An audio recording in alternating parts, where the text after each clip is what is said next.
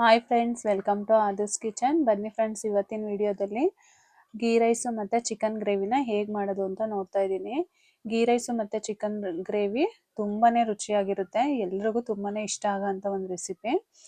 ಹೇಗೆ ಮಾಡೋದು ಅಂತ ನೋಡೋಣ. ಅದಕ್ಕಿಂತ ಮುಂಚೆ ನಮ್ಮ ಚಾನಲ್ಗೆ ಸಬ್ಸ್ಕ್ರೈಬ್ ಮಾಡಿರೋರು ಎಲ್ರಿಗೂ ಥ್ಯಾಂಕ್ಸ್. ಸಬ್ಸ್ಕ್ರೈಬ್ ಮಾಡದೆ ವಿಡಿಯೋನ ನೋಡ್ತಾ ಇದ್ರೆ ಈಗಲೇ ಸಬ್ಸ್ಕ್ರೈಬ್ ಮಾಡ್ಕೊಳ್ಳಿ. ಗೀ ರೈಸು ಮತ್ತು ಚಿಕನ್ ಗ್ರೇವಿನ ಹೇಗೆ ಮಾಡೋದು ಅಂತ ನೋಡೋಣ. ನಾನಿಲ್ಲಿ ಒಂದು 3/4 kg ಆಗೋವಷ್ಟು ಚಿಕನ್ನ ತೊಗೊಂಡಿದ್ದೀನಿ.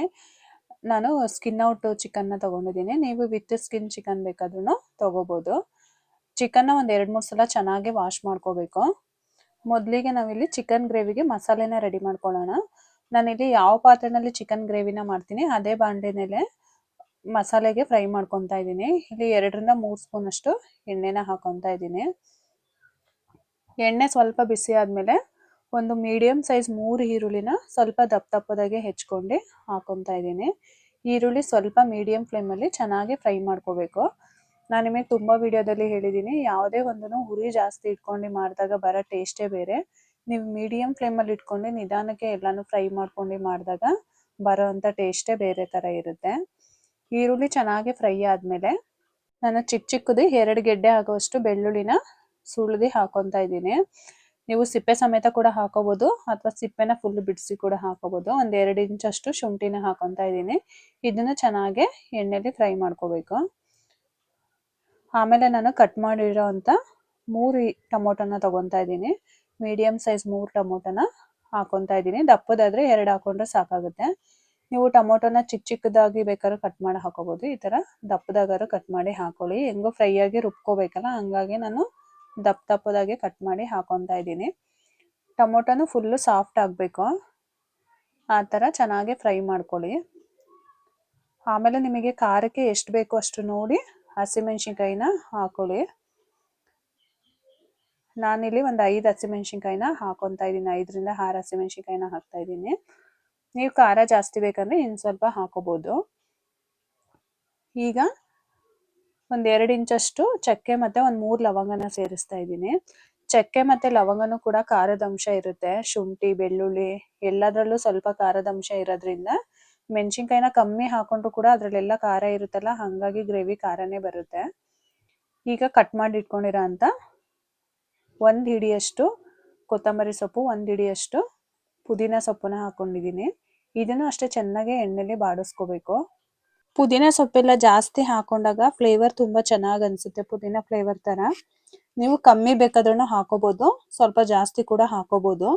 ಆ ಪುದೀನ ಎಲ್ಲ ಎಣ್ಣೆಲಿ ಫ್ರೈ ಮಾಡಿ ಹಾಕೊಂಡಾಗ ಅದ್ರ ಟೇಸ್ಟೂ ಕೂಡ ಡಿಫ್ರೆಂಟಾಗಿ ಚೆನ್ನಾಗಿರುತ್ತೆ. ನಿಮಗೆ ಹಸಿ ಪುದೀನನ ಹಾಕೊಂಡಾಗ ಅದ್ರ ಟೇಸ್ಟು ಕೂಡ ಬೇರೆ ಥರ ಇರುತ್ತೆ. ಇಲ್ಲಿ ನಾನು ಒಂದು 7-8 ಗೋಡಂಬಿನ ಹಾಕೊತಾ ಇದ್ದೀನಿ. ನಾನು ಲಾಸ್ಟ್ ವಿಡಿಯೋದಲ್ಲಿ ಗೋಡಂಬಿ ಅಂತ ಹೇಳೋಕ್ಕೋಗಿ ಬಾದಾಮಿ ಅಂತ ಹೇಳ್ಬಿಟ್ಟಿದ್ದೆ. ಈಗ ಸ್ವಲ್ಪ ಕಾಯಿ ತುರಿನ ಹಾಕೊತಾ ಇದ್ದೀನಿ. ನೀವು ಕಾಯಿ ತುರಿನ ಹಾಕೊಂಡ್ರೂ ಆಗುತ್ತೆ, ಇಲ್ಲಾಂದರೆ ಸ್ಕಿಪ್ ಮಾಡಿದ್ರೂ ಆಗುತ್ತೆ. ನಿಮಗೆ ಗೊಜ್ಜು ಜಾಸ್ತಿ ಬೇಕಂದ್ರೆ ಸ್ವಲ್ಪ ಕಾಯಿ ತುರಿನ ಹಾಕೊಳ್ಳಿ, ಹಸಿ ತೆಂಗಿನಕಾಯಿ ತುರಿನ. ನಿಮಗೆ ಅಂದರೆ ಒಂದಿಬ್ಬರಿಗೆ ಈ ಥರ ಅಂದರೆ ನಾವಿಲ್ಲಿ ಹಾಕೊಂಡಿರೋ ಈರುಳ್ಳಿ ಟೊಮೊಟೊ ಸೊಪ್ಪಿನ ಗ್ರೇವಿನೇ ಸಾಕಾಗುತ್ತೆ. ಸ್ವಲ್ಪ ಗ್ರೇವಿ ಜಾಸ್ತಿ ಬೇಕು ಅಂದರೆ ಒಂದು 3 ಸ್ಪೂನಷ್ಟು ಹಸಿ ತೆಂಗಿನಕಾಯಿ ತುರಿನ ಸೇರಿಸ್ಕೊಳ್ಳಿ. ಇದೆಲ್ಲ ಚೆನ್ನಾಗಿ ಎಣ್ಣೆಲಿ ಫ್ರೈ ಮಾಡ್ಕೊಂಡು ಆದಮೇಲೆ ಒಂದು ಪ್ಲೇಟಿಗೆ ಎತ್ತಿಟ್ಕೊಳ್ಳೋಣ. ಇದು ಕಂಪ್ಲೀಟಾಗಿ ತಣ್ಣಗಾಗಬೇಕು. ತಣ್ಣಗಾದ್ಮೇಲೆ ರುಬ್ಕೋಬೇಕು. ಇದೆಲ್ಲ ನೀಟಾಗಿ ಒಂದು ಪ್ಲೇಟಿಗೆ ಎತ್ಕೊಳ್ಳೋಣ. ಎಲ್ಲ ಎತ್ಕೊಂಡಾದ್ಮೇಲೆ ಅದೇ ಬಾಣಲಿಗೆ ಒಂದು 2-3 ಸ್ಪೂನಷ್ಟು ಎಣ್ಣೆನ ಸೇರಿಸ್ತಾ ಇದ್ದೀನಿ.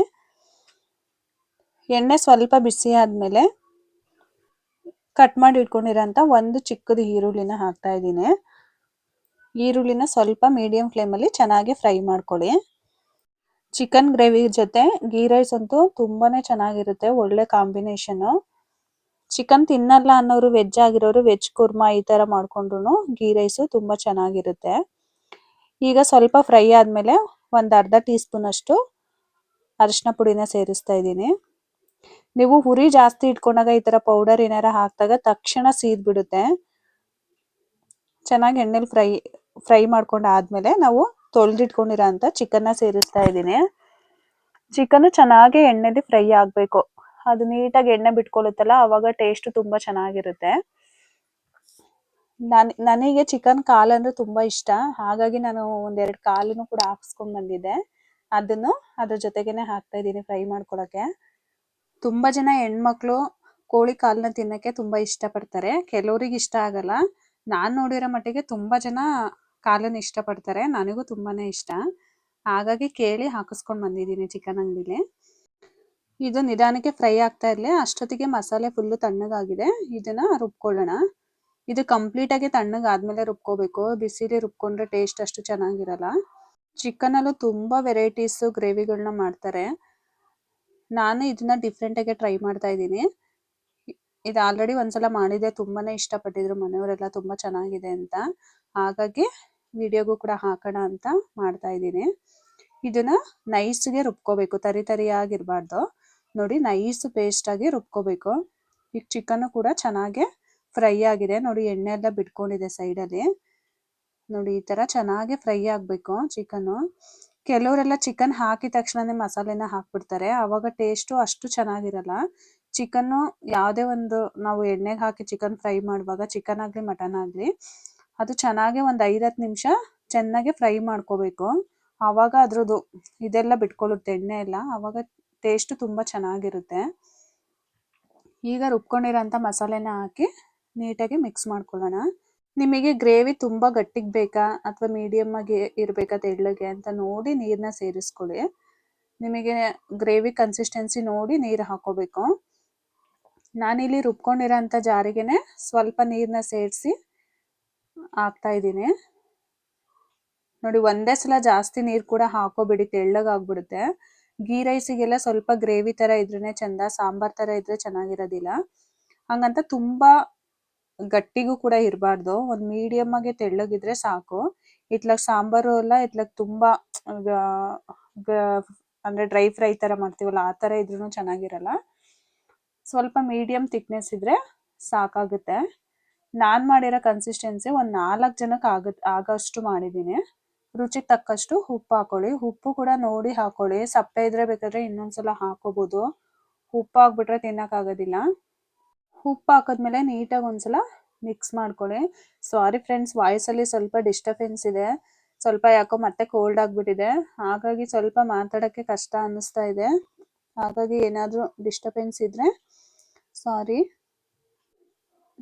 ಕನ್ಸಿಸ್ಟೆನ್ಸಿ ಮತ್ತು ಉಪ್ಪು ಎಲ್ಲ ಕರೆಕ್ಟಾಗಿದೆಯಾ ಒಂದ್ಸಲ ಚೆಕ್ ಮಾಡಿ, ಮೀಡಿಯಂ ಫ್ಲೇಮಲ್ಲಿ ಇಟ್ಟು ಮುಚ್ಚಳನ ಕ್ಲೋಸ್ ಮಾಡಿಬಿಡಿ. ಕ್ಲೋಸ್ ಮಾಡಿ ನಿಧಾನಕ್ಕೆ ಬೇಯ್ತಾ ಇರಲಿ. ಅಷ್ಟೊತ್ತಿಗೆ ನಾವು ಗೀ ರೈಸ್ನ ಮಾಡ್ಕೊಳ್ಳೋಣ. ಈಗ ನಾನಿಲ್ಲಿ ಒಂದು ಕುಕ್ಕರ್ನ ಇಟ್ಕೊಂಡಿದ್ದೀನಿ. ಕುಕ್ಕರ್ ಸ್ವಲ್ಪ ಬಿಸಿ ಆದಮೇಲೆ ಸ್ವಲ್ಪ ತುಪ್ಪನ ಸೇರಿಸ್ತಾ ಇದ್ದೀನಿ. ಗೀ ರೈಸಿಗೆ ಸ್ವಲ್ಪ ತುಪ್ಪ ಹಾಕಿದ್ರೆ ಟೇಸ್ಟ್ ತುಂಬ ಚೆನ್ನಾಗಿರುತ್ತೆ. ನೀವು ಎಣ್ಣೆ ಕೂಡ ಹಾಕೊಂಡು ಮಾಡ್ಕೋಬೋದು. ನಾನಿಲ್ಲಿ ಒಂದು 2 ಸ್ಪೂನಷ್ಟು ತುಪ್ಪನ ಸೇರಿಸಿದ್ದೀನಿ. ನಿಮ್ಮ ಹತ್ರ ತುಪ್ಪ ಇಲ್ಲ ಅಂದರೂ ಕೂಡ ಎಣ್ಣೆ ಕೂಡ ಹಾಕೊಂಡೆ ಮಾಡ್ಕೊಳ್ಳಿ. ತುಪ್ಪ ಸ್ವಲ್ಪ ಬಿಸಿ ಆದಮೇಲೆ ಅದಕ್ಕೆ ಸ್ವಲ್ಪ ಎಣ್ಣೆನ ಸೇರಿಸ್ತಾ ಇದ್ದೀನಿ. ನೀವು ಬರೀ ತುಪ್ಪದಲ್ಲಿ ಕೂಡ ಮಾಡ್ಕೋಬೋದು ಅಥವಾ ಬರೀ ಎಣ್ಣೆ ಹಾಕಿ ಕೂಡ ಮಾಡ್ಕೋಬೋದು. ನಾನಿಲ್ಲಿ ಎರಡನ್ನೂ ಸೇರಿಸಿದ್ದೀನಿ. ಈಗ ನಿಮ್ಮ ಹತ್ರ ಯಾವ ಮಸಾಲ ಪದಾರ್ಥಗಳಿದೆ ಅದನ್ನು ಹಾಕೊಳ್ಳಿ. ನಾನು ಚಕ್ಕೆ, ಸ್ಟಾರ್ ಮೊಗ್ಗು, ಮರಾಠಿ ಮೊಗ್ಗು, ಪಲಾವ್ ಎಲೆ, ಏಲಕ್ಕಿ ಮತ್ತು ಲವಂಗನ ಸೇರಿಸಿದ್ದೀನಿ. ಮತ್ತು ಗೋಡಂಬಿನ ಹಾಕ್ತಾ ಇದ್ದೀನಿ. ನಿಮಗೆ ಎಷ್ಟು ಬೇಕೋ ಅಷ್ಟು ನೋಡಿ ಗೋಡಂಬಿನ ಹಾಕೊಳ್ಳಿ. ಇಷ್ಟೇ ಹಾಕೋಬೇಕು ಅಂತ ಏನಿಲ್ಲ, ಜಾಸ್ತಿ ಹಾಕೊಂಡ್ರು ಕೂಡ ಚೆನ್ನಾಗಿರುತ್ತೆ. ಗೀ ರೈಸ್ ತಿನ್ನುವಾಗ ಗೋಡಂಬಿ ಫ್ರೈ ಆಗಿರೋದೆಲ್ಲ ಸಿಗ್ತಾ ಇದ್ರೆ ಬಾಯಿಗೆ ಏನೋ ಒಂಥರ ಟೇಸ್ಟ್ ತುಂಬ ಚೆನ್ನಾಗಿರುತ್ತೆ. ಗೋಡಂಬಿ ಕೂಡ ತುಂಬ ಫ್ರೈ ಆಗಬಾರ್ದು, ಗೋಲ್ಡನ್ ಕಲರ್ ಲೈಟಾಗಿ ಬಂದರೆ ಸಾಕು. ಈಗ ಕಟ್ ಮಾಡಿ ಇಟ್ಕೊಂಡಿರೋ ಅಂತ ಒಂದು 3 ಹಸಿಮೆಣ್ಸಿನ್ಕಾಯಿನ ಸೇರಿಸ್ತಾ ಇದ್ದೀನಿ. ಗೀ ರೈಸು ಸ್ವಲ್ಪ ಸ್ಪೈಸಿ ಬೇಕಂದರೆ ನೀವು ಇನ್ನೊಂದು 2 ಹಸಿಮೆಣ್ಸಿನ್ಕಾಯಿನ ಎಕ್ಸ್ಟ್ರಾ ಹಾಕೊಳ್ಳಿ. ಇಲ್ಲ ಸಪ್ಪೆ ಇದ್ರೆ ಸಾಕು, ಗ್ರೇವಿ ಜೊತೆ ನೆಂಚ್ಕೋತೀವಲ್ಲ ಅಂದರೆ ಸ್ವಲ್ಪ ಕಡಿಮೆ ಹಾಕೊಂಡ್ರೂ ಆಗುತ್ತೆ. ನಾನಿಲ್ಲಿ ಒಂದು 3 ಈರುಳ್ಳಿನ ಸ್ವಲ್ಪ ಉದ್ದುದ್ದಕ್ಕೆ ಕಟ್ ಮಾಡಿ ಹಾಕೊತಾ ಇದ್ದೀನಿ. ತುಂಬ ಚಿಕ್ಕದಾಗಿ ಕಟ್ ಮಾಡ್ಕೊಂಡಿಲ್ಲ, ಮೀಡಿಯಮ್ ಸೈಜಾಗಿ ಕಟ್ ಮಾಡ್ಕೊಂಡು ಹಾಕ್ತಾ ಇದ್ದೀನಿ. ಈರುಳ್ಳಿನ ಚೆನ್ನಾಗಿ ಫ್ರೈ ಆಗಬೇಕು. ನೋಡಿ, ಗೋಡಂಬಿನೂ ಆ ಥರ ಗೋಲ್ಡನ್ ಕಲರ್ ಬಂದರೆ ಸಾಕು. ತುಂಬ ಫ್ರೈ ಆದರೆ ಒಂಥರ ಸೀದಿರೋ ಥರ ಅನಿಸುತ್ತೆ, ಫ್ಲೇವರ್ ಚೆನ್ನಾಗಿರಲ್ಲ. ಈಗ 1 ಸ್ಪೂನಷ್ಟು ಶುಂಠಿ ಬೆಳ್ಳುಳ್ಳಿ ಪೇಸ್ಟ್ನ ಹಾಕ್ತಾ ಇದ್ದೀನಿ. ನಾನಿಲ್ಲಿ ಮನೇಲೇ ಮಾಡ್ಕೊಂಡಿರೋ ಅಂಥ ಶುಂಠಿ ಬೆಳ್ಳುಳ್ಳಿ ಪೇಸ್ಟ್ನ ಹಾಕ್ತಾ ಇದ್ದೀನಿ. ನಾವು ಯಾವುದೇ ಒಂದನ್ನಾದರೂ ಮನೆಯದೇ ಯೂಸ್ ಮಾಡ್ಕೊಂಡಾಗ ಟೇಸ್ಟು ಬೇರೆ ಥರನೇ ಇರುತ್ತೆ. ನಾವು ಅಂಗಡಿಯಿಂದ ಎಲ್ಲ ತಂದು ಹಾಕೋ ಶುಂಠಿ ಬೆಳ್ಳುಳ್ಳಿ ಪೇಸ್ಟ್ ಅದು ಫುಲ್ಲು ಒಳ್ಳೆ ನೀರು ಥರ ಇರುತ್ತೆ. ಶುಂಠಿ ಬೆಳ್ಳುಳ್ಳಿ ಪೇಸ್ಟು ಅಷ್ಟು ರುಚಿ ಇರೋದಿಲ್ಲ. ಮನೇಲೆ ಮಾಡ್ಕೊಂಡಿರೋ ಶುಂಠಿ ಬೆಳ್ಳುಳ್ಳಿ ಪೇಸ್ಟ್ ತುಂಬಾನೇ ರುಚಿಯಾಗಿರುತ್ತೆ. ಈಗ ಸ್ವಲ್ಪ ಪುದೀನ ಸೊಪ್ಪನ್ನ ಹಾಕ್ತಾ ಇದ್ದೀನಿ. ಇದು ಗೀ ರೈಸ್ಗೆ ತುಂಬಾನೇ ಫ್ಲೇವರ್ ಚೆನ್ನಾಗಿರುತ್ತೆ. ಸ್ವಲ್ಪ ಕೊತ್ತಂಬರಿ ಸೊಪ್ಪು ಈ ತರ ಒಗ್ಗರಣೆಗೆ ಸೇರ್ಸೋದ್ರಿಂದ ಅದ್ರ ಫ್ಲೇವರ್ ಎಲ್ಲ ಬಿಟ್ಕೊಳ್ಳುತ್ತೆ. ಹಾಗಾಗಿ ಗೀ ರೈಸ್ ತುಂಬಾನೇ ರುಚಿಯಾಗಿರುತ್ತೆ. ಅಷ್ಟೊತ್ತಿಗೆ ನಾನು ಅಕ್ಕಿನ ತೊಳೆದು ನೆನೆಸ್ಕೊತಾ ಇದ್ದೀನಿ. ನಾನು ನೋಡಿ ಈ ಲೋಟದಲ್ಲಿ 2 ಲೋಟ ಆಗುವಷ್ಟು ಅಕ್ಕಿನ ತಗೊಂಡಿದ್ದೀನಿ. ಇದನ್ನ ಒಂದ್ 2-3 ಸಲ ಚೆನ್ನಾಗಿ ವಾಶ್ ಮಾಡ್ಕೋಬೇಕು ಅಕ್ಕಿನ. ನೋಡಿ ಚೆನ್ನಾಗಿ 2-3 ಸಲ ವಾಶ್ ಮಾಡ್ಕೊಂಡೆ ಅದು ಒಗ್ಗರಣೆ ಎಲ್ಲ ಫ್ರೈ ಆಗೋವರೆಗೂ ನೆನೆಸಿಡೋಣ. ನೀವು ಮುಂಚೆನೆ ಅರ್ಧ ಗಂಟೆ ಮುಂಚೆನೆ ನೆನೆಸಿಟ್ರು ಆಗುತ್ತೆ ಅಕ್ಕಿನ. ನಾನಿಲ್ಲಿ ಮನೇಲಿ ಯೂಸ್ ಮಾಡೋ ಅಂತ ಬುಲೋಟ್ ರೈಸ್ನೇ ತಗೊಂಡಿದ್ದೀನಿ. ನಿಮ್ಮ ಹತ್ರ ಬಾಸುಮತಿ ಅಕ್ಕಿ ಇದ್ರೆ ಬಾಸುಮತಿ ರೈಸಲ್ಲೂ ಕೂಡ ಮಾಡ್ಕೋಬಹುದು, ಅಥವಾ ಜೀರಾ ರೈಸು ಯಾವ್ದ್ರಲ್ಲಿ ಬೇಕಾದ್ರೂ ಮಾಡ್ಕೋಬಹುದು. ಮತ್ತೆ ನಾನಿಲ್ಲಿ ತೆಂಗಿನಕಾಯಿ ಹಾಲನ್ನ ತಗೊಂಡಿದ್ದೀನಿ. ತೆಂಗಿನಕಾಯಿ ಹಾಲು ತುಂಬಾನೇ ಚೆನ್ನಾಗಿರುತ್ತೆ ಗೀ ರೈಸಿಗೆ ಫ್ಲೇವರಿಗೆ. ನಾನಿಲ್ಲಿ ಒಂದ್ 2 ಲೋಟ ಆಗೋವಷ್ಟು ತೆಂಗಿನಕಾಯಿ ಹಾಲನ್ನ ಹಾಕೊಂತಾ ಇದ್ದೀನಿ. ಇನ್ನು 2 ಲೋಟ ನೀರನ್ನ ಸೇರಿಸ್ತಾ ಇದ್ದೀನಿ. ನಾನು 2 ಲೋಟ ಅಕ್ಕಿನ ತಗೊಂಡಿದ್ದೆ. 2 ಲೋಟ ಅಕ್ಕಿಗೆ 4 ಲೋಟ ನೀರು ಹಾಕೋಬೇಕಲ್ವಾ. 2 ಲೋಟ ತೆಂಗಿನಕಾಯಿ ಹಾಲನ್ನ ಸೇರಿಸಿದ್ದೀನಿ. ಇನ್ನು 2 ಲೋಟ ನೀರನ್ನ ಸೇರಿಸಿದ್ದೀನಿ. ನೀವು ತೆಂಗಿನಕಾಯಿ ಹಾಲಿಲ್ಲ ಅಂದ್ರೆ ಬರೀ ನೀರ್ ಹಾಕೊಂಡು ಕೂಡ ಮಾಡ್ಕೋಬಹುದು. ಅದೇ ಒಂಥರ ಟೇಸ್ಟ್ ಬರುತ್ತೆ. ಈ ತರ ತೆಂಗಿನಕಾಯಿ ಸೇರಿಸಿ ಮಾಡೋದು ತೆಂಗಿನಕಾಯಿ ಹಾಲು ತುಂಬಾನೇ ರುಚಿಯಾಗಿರುತ್ತೆ. ಈಗ ರುಚಿಗೆ ತಕ್ಕಷ್ಟು ಉಪ್ಪು ಹಾಕೊಳ್ಳೋಣ. ಮತ್ತೆ ಕೆಲವರೆಲ್ಲ ಹಸಿ ಹಾಲು ಮಾಮೂಲಿ ಮಿಲ್ಕ್ ನ ಯೂಸ್ ಮಾಡ್ತಾರೆ. ಅದು ಒಂಥರ ಚೆನ್ನಾಗಿರುತ್ತೆ ಫ್ಲೇವರು. ನಾನು ತೆಂಗಿನಕಾಯಿ ಹಾಲನ್ನೇ ಯೂಸ್ ಮಾಡಿ ಮಾಡ್ತಾ ಇದ್ದೀನಿ. ಉಪ್ಪೆಲ್ಲ ಕರ್ಗೋವರೆಗೂ ಚೆನ್ನಾಗಿ ಮಿಕ್ಸ್ ಮಾಡ್ಕೊಳ್ಳಿ. ಈಗ ಸ್ವಲ್ಪ ಹುರಿನ ಜಾಸ್ತಿ ಮಾಡ್ತಾ ಇದ್ದೀನಿ, ಬೇಗ ಕುದಿಲಿ ಅನ್ನೋದಕ್ಕೋಸ್ಕರ. ಕೆಲವರೆಲ್ಲ ಇದನ್ನ ನೀರು ಚೆನ್ನಾಗಿ ಕುದಿಯೋಕೆ ಸ್ಟಾರ್ಟ್ ಆದ್ಮೇಲೆ ಅಕ್ಕಿನ ಹಾಕೊಂತಾರೆ. ನಾನಿಲ್ಲಿ ಇನ್ನು ನೀರು ಕುದಿಯೋಕ್ಕೂ ಮುಂಚೆನೆ ಅಕ್ಕಿನ ಸೇರಿಸ್ತಾ ಇದ್ದೀನಿ. ಆ ತರ ಮಾಡ್ಕೊಳ್ಳಬಹುದು. ಈ ತರ ಮುಂಚೆನೂ ಕೂಡ ಹಾಕೋಬಹುದು. ನೀವು ಓಪನ್ ಪಾತ್ರೆಯಲ್ಲಿ ಮಾಡ್ಕೊಳ್ಳೋದಾದ್ರೆ ಮಾತ್ರ ನೀರು ಕುದಿಯುವಾಗ್ಲೇನೆ ಅಕ್ಕಿನ ಸೇರಿಸ್ಕೋಬೇಕು. ಕುಕ್ಕರ್ ಅಲ್ಲಿ ಮಾಡ್ಕೊಳ್ಳೋದ್ರಿಂದ ಮುಂಚೆನೂ ಹಾಕೋಬಹುದು. ಈ ತರ ನೀಟಾಗಿ 2-3 ಸಲ ಅಕ್ಕಿನ ವಾಶ್ ಹಾಕೊಂಡು ಈ ತರ ಚೆನ್ನಾಗಿ ಮಿಕ್ಸ್ ಮಾಡ್ಕೊಳ್ಳಿ. ಮಿಕ್ಸ್ ಮಾಡ್ಕೊಂಡು ಆದ್ಮೇಲೆ ಒಂದ್ಸಲ ಟೇಸ್ಟ್ ನ ನೋಡಿ ಉಪ್ಪು ಕರೆಕ್ಟ್ ಆಗಿದೆಯಾ ಅಂದ್ಬಿಟ್ಟು ಈ ತರ ಚೆನ್ನಾಗಿ ಒಂದ್ಸಲ ಮಿಕ್ಸ್ ಮಾಡಿ. ಉಪ್ಪೆಲ್ಲ ಒಂದೇ ಕಡೆ ಸೇರ್ಕೊಂಡಿರುತ್ತೆ. ಈಗ ಚಿಕನ್ ಗ್ರೇವಿನ ಬೇಯಕ್ಕೆ ಇಟ್ಕೊಂಡಿದ್ವಿ ಮೀಡಿಯಂ ಫ್ಲೇಮ್ ಅಲ್ಲಿ. ಒಂದ್ಸಲ ನೀಟಾಗಿ ಮಿಕ್ಸ್ ಮಾಡ್ಕೊಳ್ಳೋಣ, ಇಲ್ಲಾಂದ್ರೆ ಕೆಲವು ಸಲ ತಳ ಹಿಡಿದ್ಬಿಡುತ್ತೆ. ಒಂದ್ಸಲ ತಳ ಹಿಡಿದ್ಬಿಟ್ರೆ ಅದು ವಾಸನೆ ಹಾಗೆ ಉಳ್ಕೊಂಡ್ಬಿಡುತ್ತೆ. ನೋಡಿ ನಾನು ಅಕ್ಕಿ ಹಾಕಿದ್ಮೇಲೆ ಇಲ್ಲಿ ನೀರ್ ಕುದಿಯೋವರೆಗೂ ಬಿಟ್ಕೊಂಡಿದೀನಿ. ಹಾಗೇನೆ ನೀವು ಅಕ್ಕಿ ಹಾಕಿದ ತಕ್ಷಣ ಕುಕ್ಕರ್ ಲಿಡ್ನ ಕ್ಲೋಸ್ ಮಾಡ್ಬೋದು. ಆಗ ನಿಮಗೆ ಕೆಲವು ಸಲ ಅನ್ನ ಎಲ್ಲ ಮೆತ್ತಗೆ ಆಗ್ಬಿಡುತ್ತೆ. ನೀವು ಅಕ್ಕಿ ಹಾಕಿದ್ಮೇಲೆ ಈ ತರ ಕುದಿಯಕ್ ಸ್ಟಾರ್ಟ್ ಆಗಿ ಒಂದ್ ಅರ್ಧ ಭಾಗ ಅಕ್ಕಿ ಬೆಂದಿದೆ ಅಂದಾಗ ನೀವು ಕುಕ್ಕರ್ ಲಿಡ್ನ ಕ್ಲೋಸ್ ಮಾಡ್ಕೊಳ್ಳಿ. ನೋಡಿ ನಿಮಗೆ ಗೊತ್ತಾಗ್ತಿದೆ ಅನ್ಸುತ್ತೆ, ನೀರ್ ಕಡಿಮೆ ಆಗಿದೆ ಮತ್ತೆ ಅರ್ಧ ಭಾಗ ಅನ್ನ ಬೆಂದಿದೆ. ಈಗ ನಾನು ಕುಕ್ಕರ್ ಲಿಡ್ನ ಕ್ಲೋಸ್ ಮಾಡ್ತಾ ಇದ್ದೀನಿ. ಈಗ ನಿಮಗೆ ಉದ್ರಾಗಿ ಬರುತ್ತೆ. ಈ ತರ ಮಾಡ್ಕೊಂಡಾಗ ನೀವು ಅಕ್ಕಿ ಹಾಕಿದ ತಕ್ಷಣ ಕುಕ್ಕರ್ ಲಿಡ್ನ ಕ್ಲೋಸ್ ಮಾಡ್ಬಿಟ್ಟಾಗ ಕೆಲವು ಸಲ ರೈಸು ಮೆತ್ತಗೆ ಆಗುತ್ತೆ. ನಾನಿಲ್ಲಿ ಮತ್ತೆ 1 ಸ್ಪೂನ್ ತುಪ್ಪನ ಸೇರಿಸ್ತಾ ಇದ್ದೀನಿ. ತುಪ್ಪ ಹಾಕಿದ್ಮೇಲೆ ಚೆನ್ನಾಗಿ ಒಂದ್ಸಲ ಮಿಕ್ಸ್ ಮಾಡ್ಕೊಳ್ಳಿ. ನೋಡಿ ನೀರು ಎಲ್ಲ ತುಂಬಾ ಕಡಿಮೆ ಆಗಿದೆ, ನಿಮಗೆ ಕಾಣಿಸ್ತಾ ಇದೆ ಅರ್ಧ ಭಾಗದಷ್ಟು ಬೆಂದಿದೆ. ಈಗ ನಾನು ಕುಕ್ಕರ್ ಲಿಡ್ನ ಕ್ಲೋಸ್ ಮಾಡ್ತಾ ಇದ್ದೀನಿ. ಈಗ ಕ್ಲೋಸ್ ಮಾಡಿ 1 ವಿಷಲ್ ಹೊಡ್ಸ್ಕೊಂಡ್ರೆ ಸಾಕು. ನೀವು 2-3 ಎಲ್ಲ ಹೊಡ್ಸ್ಕೊಳ್ಳೋ ಅವಶ್ಯಕತೆ ಇರಲ್ಲ. ಒಂದೇ 1 ವಿಷಲ್ ಹೊಡ್ಸ್ಕೊಳ್ಳಿ. ನೋಡಿ ಅಷ್ಟೊತ್ತಿಗೆ ಚಿಕನ್ ಚೆನ್ನಾಗಿ ಬೆಂದಿದೆ ಮತ್ತೆ ಗ್ರೇವಿ ಕನ್ಸಿಸ್ಟೆನ್ಸಿನೂ ಕರೆಕ್ಟ್ ಆಗಿದೆ. ಇಷ್ಟಿದ್ರೆ ಸಾಕು ಗೀ ರೈಸಿಗೆ. ತುಂಬಾನೇ ಗಟ್ಟಿಗಿದ್ರೂ ಚೆನ್ನಾಗಿರಲ್ಲ ಮತ್ತೆ ತುಂಬಾ ತೆಳ್ಳಗೂ ಇಲ್ಲ. ಸಾಂಬಾರ್ ತರ ಒಂದ್ ಮೀಡಿಯಂ ಆಗಿದೆ. ಅಂದ್ರೆ ಇನ್ನೂ ಒಂದ್ 5 ನಿಮಿಷ ಇದೇ ತರ ಮೀಡಿಯಂ ಫ್ಲೇಮ್ ಅಲ್ಲಿ ಬಿಡ್ತೀನಿ, ಬೇಯಬೇಕು ಇನ್ನು ಸ್ವಲ್ಪ ಚಿಕನ್. ಒಂದ್ 5 ನಿಮಿಷ ಇದೇ ರೀತಿ ಮೀಡಿಯಂ ಫ್ಲೇಮ್ ಅಲ್ಲಿ ಬಿಟ್ರೆ ಇನ್ ಸ್ವಲ್ಪ ತಿಕ್ಕಾಗಿ ಬರುತ್ತೆ ಗ್ರೇವಿ. ನೋಡಿ ಸ್ವಲ್ಪ ಗ್ರೇವಿ ಥಿಕ್ನೆಸ್ ಕೂಡ ಗಟ್ಟಿ ಆಗಿದೆ. ನೋಡಿ ಕಾಣಿಸ್ತಾ ಇದೆ ಅಲ್ವಾ, ಹಾಗೆ ಸ್ವಲ್ಪ ತೆಳ್ಳಗಿತ್ತಲ್ವಾ. ಇಷ್ಟಿದ್ರೆ ಸಾಕು, ಇದಕ್ಕಿಂತನೂ ಗಟ್ಟಿ ಆಗ್ಬಾರ್ದು. ನೋಡಿ ಇಷ್ಟಿದ್ರೆ ಸಾಕು. ಈಗ ಗ್ಯಾಸ್ನ ಆಫ್ ಮಾಡ್ಕೊಂತಾ ಇದ್ದೀನಿ. ಕರೆಕ್ಟ್ ಆಗಿದೆ ಕನ್ಸಿಸ್ಟೆನ್ಸಿ. ಈಗ 1 ವಿಷಲ್ ಆಗಿ ಫುಲ್ ತಣ್ಣಗಾಗಿದೆ ಕುಕ್ಕರ್. ಈಗ ಕುಕ್ಕರ್ ಲಿಡ್ನ ಓಪನ್ ಮಾಡ್ತಾ ಇದ್ದೀನಿ. ನೋಡಿ ಎಷ್ಟು ಚೆನ್ನಾಗಿ ನಿಮಗೆ ಗೊತ್ತಾಗ್ತಾ ಇದೆ ಮೇಲೆ ಎಷ್ಟು ಉದ್ರಾಗಿ ಬಂದಿದೆ. ನೋಡಿ ರೈಸ್ ಈ ತರ ಉದ್ರಾಗಿ ಬರ್ಬೇಕು ಗೀ ರೈಸಿಗೆ. ತುಂಬಾನೇ ಚೆನ್ನಾಗಿರುತ್ತೆ. ಮೆತ್ತಗಾದ್ರೂ ಕೂಡ ಚೆನ್ನಾಗಿರಲ್ಲ. ಕೆಲವು ಸಲ ಒಂದೇ ಸಲ ನಾವು ರೈಸ್ನ ಹಾಕಿ ಮುಚ್ಚಿಬಿಡ್ತೀವಲ್ಲ, ಅವಾಗ ಈ ತರ ಮಾಡಿ ಮಿಕ್ಸ್ ಮಾಡಕ್ ಹೋದಾಗ ಫುಲ್ ಮೆತ್ತಗಾಗ್ಬಿಡುತ್ತೆ. ನಾವು ಸ್ವಲ್ಪ ಒಂದ್ ಅರ್ಧ ಭಾಗದಷ್ಟು ಕುದಿಸ್ಕೊಂಡು ಅಕ್ಕಿ ಬೆಂದ ಮೇಲೆ ನಾವು ಕುಕ್ಕರ್ ಲಿಡ್ನ ಕ್ಲೋಸ್ ಮಾಡ್ತೀವಲ್ಲ, ಜಾಸ್ತಿ ಮಿಕ್ಸ್ ಮಾಡೋ ಅವಶ್ಯಕತೆನೇ ಇರಲ್ಲ ಅವಾಗ. ನೋಡಿ ಎಷ್ಟು ಚೆನ್ನಾಗಿ ಬಂದಿದೆ ರೈಸು.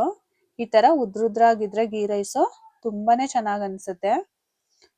ನೀವು ಒಂದ್ಸಲ ಮಿಸ್ ಮಾಡದೆ ಈ ರೆಸಿಪಿನ ಟ್ರೈ ಮಾಡಿ, ಹೇಗಿತ್ತು ಅಂತ ಕಮೆಂಟ್ ಮಾಡಿ ತಿಳಿಸಿ. ವಿಡಿಯೋ ಇಷ್ಟ ಆಗಿದ್ರೆ ನಿಮ್ಮ ಫ್ಯಾಮಿಲಿ ಫ್ರೆಂಡ್ಸಿಗೆಲ್ಲ ಶೇರ್ ಮಾಡಿ. ಮತ್ತೆ ಒಂದು ಹೊಸ ರೆಸಿಪಿ ಜೊತೆ ಮುಂದಿನ ವಿಡಿಯೋದಲ್ಲಿ ಸಿಗ್ತೀನಿ. Thank you for watching.